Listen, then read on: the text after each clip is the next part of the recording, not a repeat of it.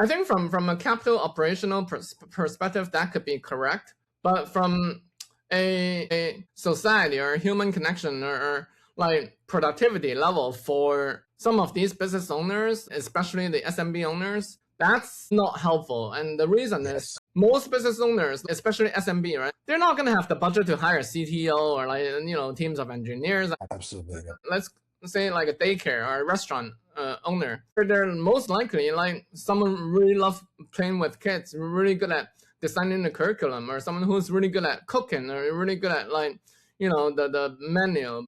Even if they are to find an operational who's like good at hiring people, good at like doing marketing or stuff, but I mean, it's still not technical, right? Yes.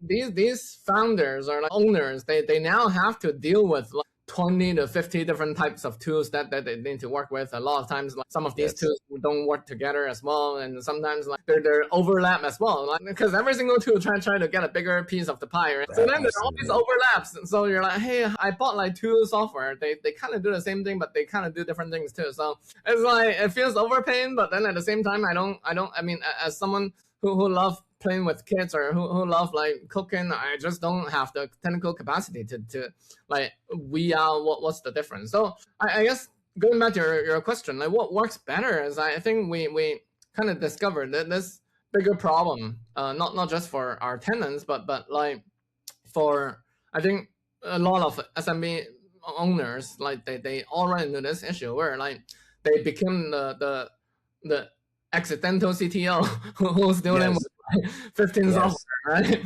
And absolutely. I mean, not big subscriptions. I mean, every single subscription is like $50, $20, $100 more, but it kind of adds up, right? When you have like yes. Hey everyone, welcome back to the podcast. Today's episode is all about how AI is actually being applied at the ground level, especially for small business that don't have the big tech team or big budgets, right? So I'm Karujan Ilgar, founder of Founders, where we focus on practical tools and automation to help business run more efficiently. And I'm really glad to be joined today by Joe Kwang from the FK Innovation Partners. Joe Kwang has a really interesting background from the sales engineering and the enterprise tech and to build a commercial real estate portfolio and now helping small business adopt the technology in a very practical way. So today we're going to talk about, his journey, what he's seeing in the market right now and what's actually working, what's not working, then come to bring AI into everyday business operation, right? So Joe, really glad to have you on today. Yeah, happy to be on, and thanks for having me. All right. So before jumping, right, I think it's kind of fun. It's funny that we are basically neighbors. We're actually neighbors, So yeah. So how are you? Good. Small world. I think in our first call, we find out that we live maybe like 10 miles from each other. So Yeah. the scheme of things, we're definitely neighbors. Absolutely. So yeah. So set the stage, right? I'd like to kind of keep something like a pretty natural and a practical, and maybe start with your journey, right? Then get into like what you building, and then talk through like what you are seeing, what's working, what's changing, what's getting more complex as you go deeper in this, right? So my first question is like you've been investing in real estate for a long time, and now that you've been building more on the tech side, right? So what is a turning point where you realize there's actually something bigger here beyond just real estate? Yeah, sure, definitely. I mean, I think before I get into that, maybe just a super quick recap of what we have done in the past, like 20, give or take like 20 plus years, and then get to your question about the big transformation moment. So I got a technical background. I started working as a sales engineer. It's a technical role on the sales team, talking to technical stakeholders. So that's basically my background, doing B2B technical sales, right, for almost 20 years. And starting about 17 years ago, I started in a journey of real estate investing. And about 10 years ago, we focused 100% on commercial. So we liquidated our entire residential portfolio over the years and went all into commercial. And that's partly because my enterprise background. I'm a B2B guy, so I'm very used to the kind of B2B conversations, as much better at that than trying to design this viral app that You like to talk to group of people, not only one people. Yeah, yeah. I mean, don't take me wrong. I try my hands on creating some consumer level app. It never went anywhere. Yes. I think these consumer level app getting like hundreds of millions of users. I mean, they probably deserve more credit than they got, because it's not that easy, right? It's not just Yes, about yes, building yes, the yes, app, but there are a lot of like growth hacks that naturally could be implemented. But anyways, so we started our commercial journey about 10 years ago. So for the past 10 years, I work with a lot of like small business owners. We work with daycare owners, we work with restaurant owners, we work with light manufacturing owners. And well, so our commercial portfolio focus on two niches, medical and industrial.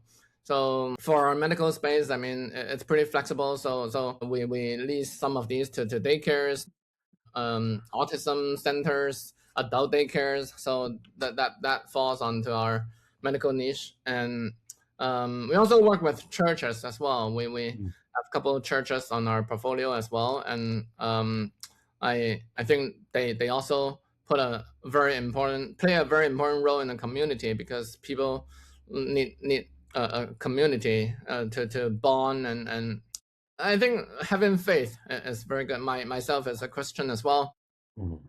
So I think getting to your question about the transformation moment, I think that a lot of people have this, like, still remember the ChatGPT moment.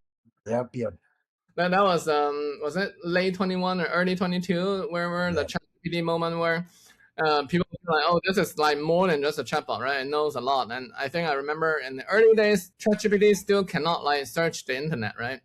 Yep.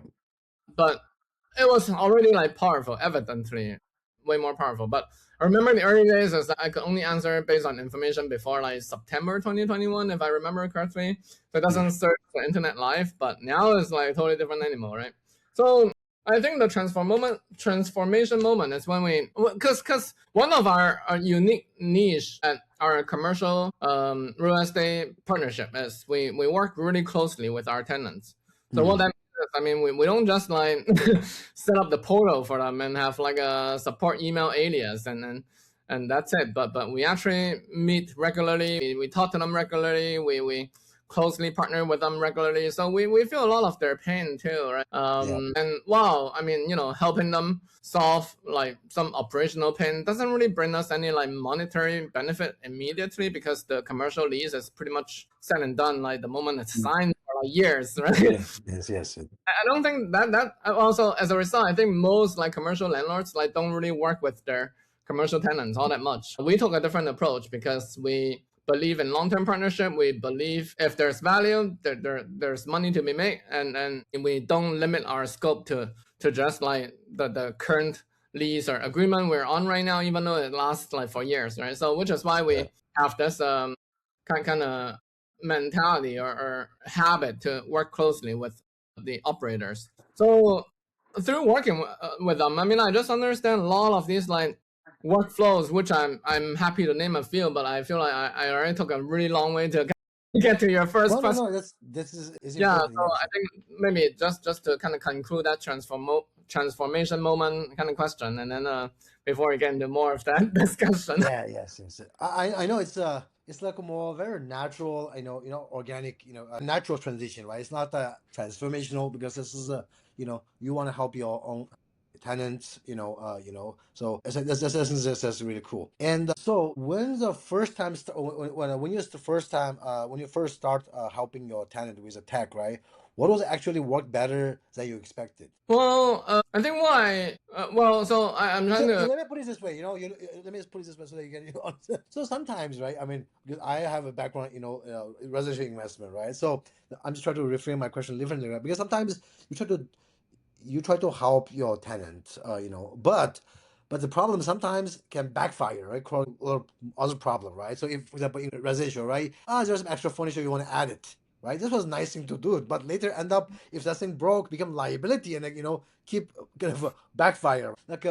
So that's why most of the time, that's why it's very interesting that you are actually helping your in tenants, right? So And what worked better than you expected? Well, so I think maybe I'll answer this question twofold. First of Yeah. all, the liability side of things, I mean, there's always liability for whatever we do, which is why like Fortune 500 companies like move so freaking slow, right? Because like, there's a lot more for them to lose than gains, and they don't want to take on any single bit of liability because like they Yes, have a lot yes. more to lose, right? Now, to us, I mean, well, I mean, obviously, we make sure all the insurance are there, and there's umbrella insurance, liability insurance, there's all these things, but we still believe in human and in partnership, I guess, because we believe in doing the right thing for everybody, and Yeah. instead of getting to a lawsuit. I mean, not that we're afraid of getting into lawsuits and whatnot, but I mean, we believe in doing the right thing, right? At least from our perspective and our partnership and our stakeholders' perspective. As long as we do the right thing, shit hits the fan, something still doesn't go right. I mean, it's always going to happen, and it's Yes, yes. as part of the business model we created. I mean, it's accounted for to some extent, right? And paid for too with the premium to all these like insurance Yes, attorneys yes, yes. and teams of people that are in place, right? So I think that's one. Secondly, I think you're asking like I think if I understand correctly the question about like what works No, better, no, what worked better than you expected? Sometimes yeah, you better just than like, yeah. expected, and through this kind of I guess experience of working closely with commercial tenants, I think what better than expected is I think there's a lot of like untouched areas, like because I have pretty much spent my entire professional career in Silicon Valley startups and working with companies like Series A, B, C, D, E, all the way to Fortune 500, 200, 150. Mhm. Like, I feel like there's still not enough company helping small business owners or like Yes. maybe brick and mortar business owners to really solve a lot of their pain points. That's I guess what works better for us is through this experience of helping them, we realized that this could actually be a bigger problem than we first realized. And as any problem we identify, we look at solutions, and that could potentially help a lot of people and really change how the industry shapes, right? And Yep. I think I do want to share a little bit like what's that problem we realize, which is there's not a lack of tools on the market right now. I mean, like Yep. for anything you can think of. I mean, there's a tool. Maybe there's like Yeah. 10 tools out there that could do the Yes. same thing, right? There's not a lack of tool at all. But in Silicon Valley or in the software industry, how people are trained are, hey, like have as little human as possible, have as much SaaS as possible, don't put any human on anything, like all these support lines of any big companies, like they try to answer that with like non-human or have like support documents. They just don't want to put human on anything, right? Yeah. I think from a capital operational perspective that could be correct, but from a society or human connection or like productivity level for some of these business owners, especially the SMB owners, that's not helpful. And the reason is Yes. most business owners, especially SMB, right? They're not gonna have the budget to hire a CTO or like teams of engineers. Absolutely. Let's say like a daycare or a restaurant owner. They're most likely like someone really love playing with kids, really good at designing the curriculum, or someone who's really good at cooking or really good at like the menu. Even if they are to find an operational who's like good at hiring people, good at like doing marketing or stuff, but I mean it's still not technical, right? Yes, yes, yes. These founders are like owners. They now have to deal with 20 to 50 different types of tools that they need to work with. A lot of times some of these Yes. tools don't work together as well, and sometimes like they're overlap as well. Like because every single tool try to get a bigger piece of the pie, right? So then there's all these Absolutely. overlaps. So you're like, hey, I bought like two software. They kind of do the same thing, but they kind of do different things too. So it's like it feels overpaying, but then at the same time, I don't. I mean, as someone who love playing with kids or who love like cooking, I just don't have the technical capacity to like we out what's the difference. So I guess going back to your question, like what works better is I think we kind of discovered that this bigger problem, not just for our tenants, but like for I think a lot of SMB owners, like they all run into this issue where like they become the accidental CTO who's dealing Yes. with 15 software, Yes. right? And Yes. I mean, Absolutely. not big subscriptions. I mean, every single subscription is like $50, $20, $100 more, but it kind of adds up, right? When you have like Yes. Actually, I totally can relate to this ones because right now, as I said, as I think we mentioned, in the past that just one simple command can create a genuine nice landing page, for the business also, right? But a lot of businesses owner became they don't have a technical background. There's so much tools overwhelming, and they because they're doing very with multiple hats with limited budgets, and they just don't know how to do certain things. It's just like even the simple command one. If for the people who know it, it's easy. For people who doesn't know, still overwhelming, and these people need help.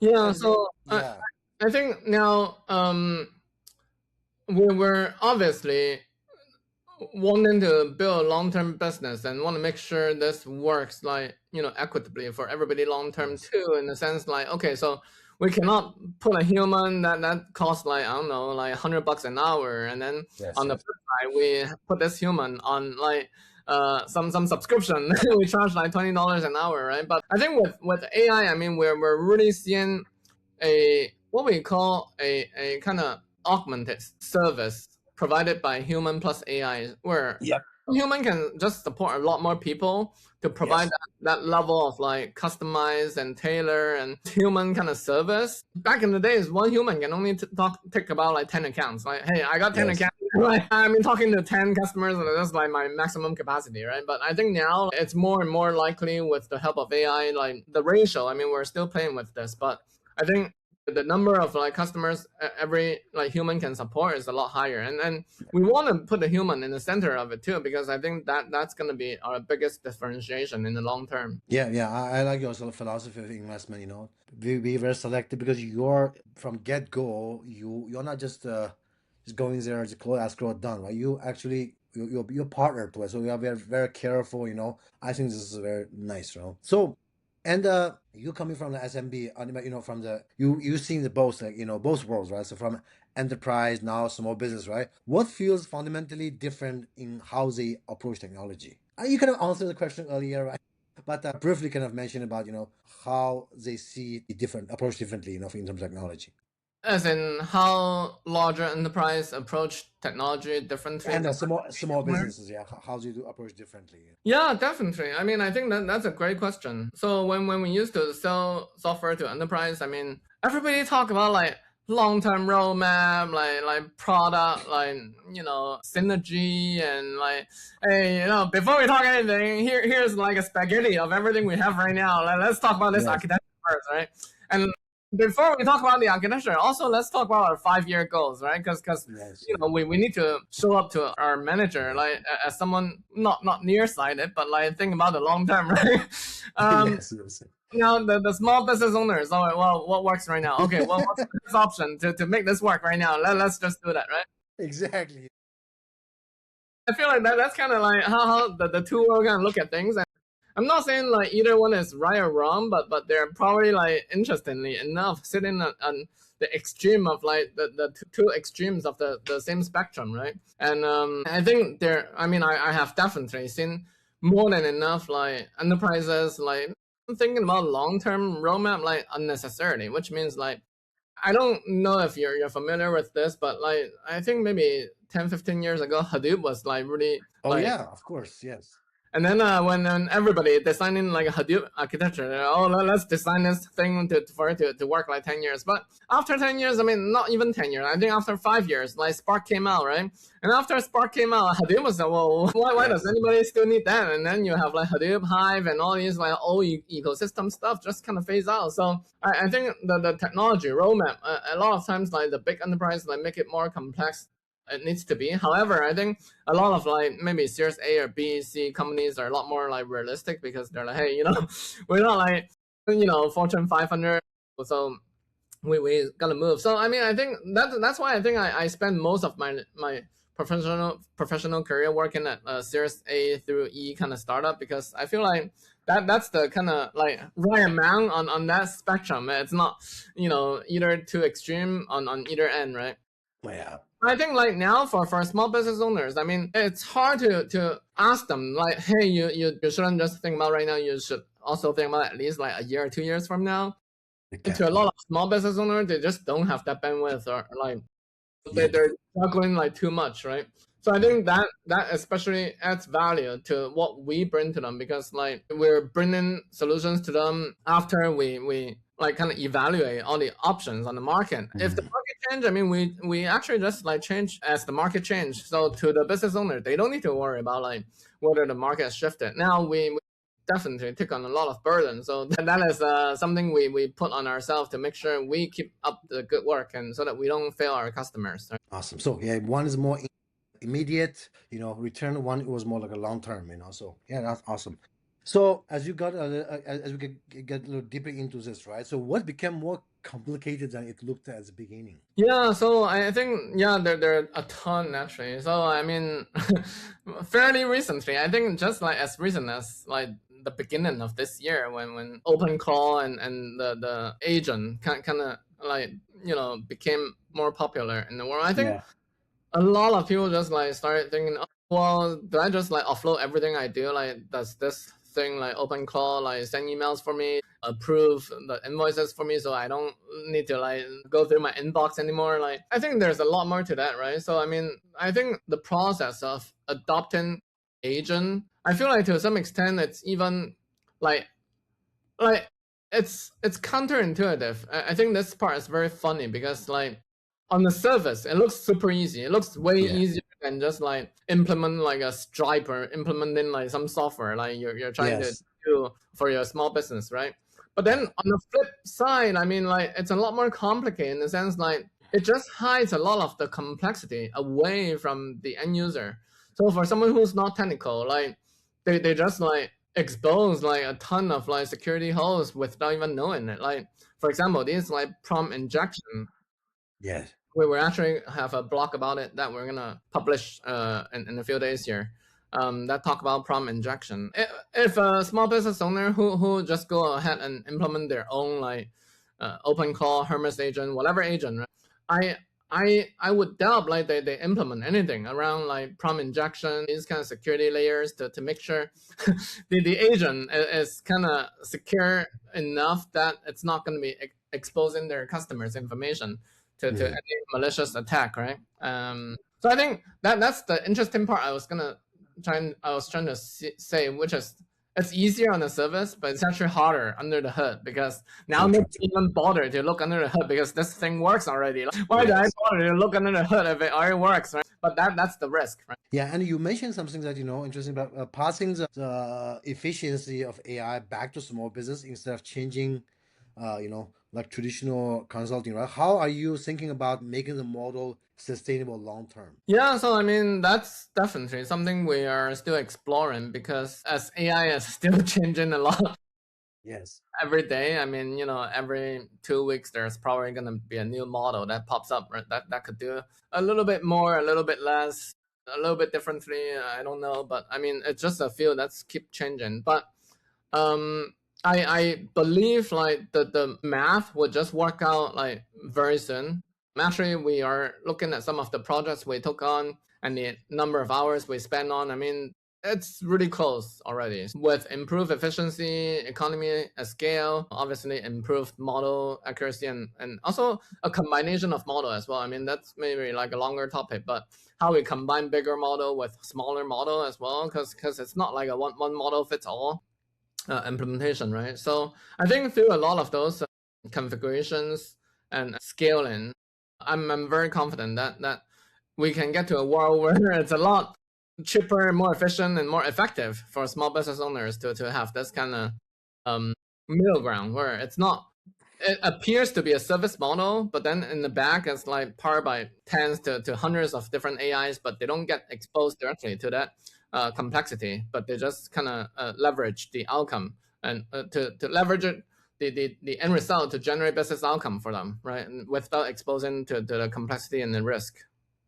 Yeah, awesome. So this is kind of my last question, but so do you see this kind of I know providing kind of a service, into businesses. Do you see this more evolve into more into product over time, or do you think it's gonna stay, more hands-on, and service driven?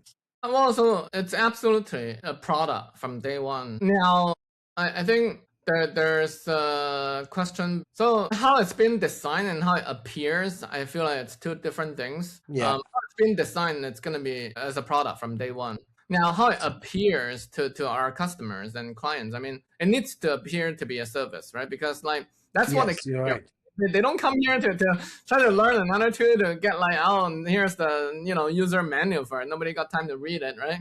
And then like here there are like 200 buttons here. Like, well, which button do I click, right? They don't come here for that. So I think the concept of product, it's no longer just like UX design or like the web app or what have you, right? On that. Well, I guess maybe that's another revolutionary wave for how UX is going to evolve as well. Like nobody want to learn how to use things, right? That's just not in most people. So I think it's a product, but then it will always appear as a service, right? Yes, That makes sense. yeah, thanks, Joe, for it was very insightful. Thanks for making the time in sharing insight. From in sharing perspective from like a enterprise sales to small business. So wish you all the best for your ventures. Thank you. Yeah, sounds good. Thank you very much for having me. I'm super excited to be here and sharing some of these myself as well. So, thank you. Yep. Thanks. Bye. This is it for today's podcast. Again, I'm Karajan Ilgar, your host for the Upfounder podcast. And if you find something useful from this video today, please hit subscribe. And every week we bring founders, business owner, operators who in the trench, building stuff, figure things out, and share the insight. This is something that you cannot find around regular blog posts or just by Googling it. See you in the next episode. Bye.